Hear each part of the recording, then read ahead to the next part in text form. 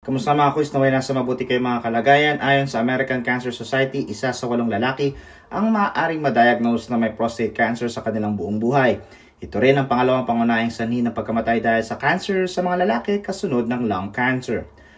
Bagamat karamihan sa mga na-diagnose ay hindi namamatay dahil dito, tinatayang 1 sa 44 na lalaki ang nasasawi dulot ng sakit na ito. Ngunit ngayon, nagbabala ang mga eksperto na mas tumataas pa ang panganib sa mga lalaking hindi ginagawa ang isang partikular na bagay. Ayon sa mga eksperto ng kalusugan, ang hindi pagsunod sa regular na screening para sa prostate cancer ay nagpapataas ng panganib ng pagkamatay ng 45%. Kung ipapatupad ang malawakang pagsusuri gamit ang prostate-specific antigen o PSA sa dugo, mas maagang matutuklasan ang prostate cancer at mabibigyan ng agarang lunas ang mga pasyente.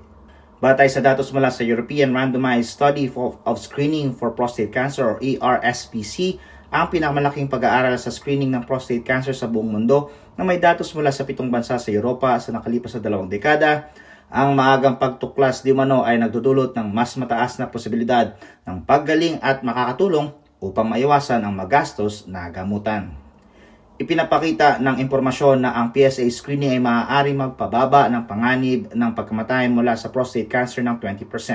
Ang mga pag-aaral sa nakalipas na 20 taon ay nagpapakita rin ng malinaw na ugnayan sa pagitan ng pagbaba ng bilang ng mga nagpapascreen at ng mas mataas na panganib ng pagkamatay mula sa sakit.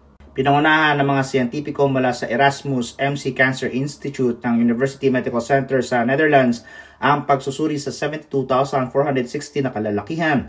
Natukoy na 1 sa 6 sa kanila ay hindi sumipot sa kanilang mga screening appointments. Ang mga hindi dumalo ay may 45% na mas mataas na panganib na mamatay mula sa prostate cancer kumpara sa mga dumalo sa kanilang mga screening appointments. Samantala, ang mga sumailalim sa screening ay may 23% na mas mababang panganib na mamatay mula sa prostate cancer, habang ang mga hindi dumalo naman ay may 39% na mas mataas na panganib.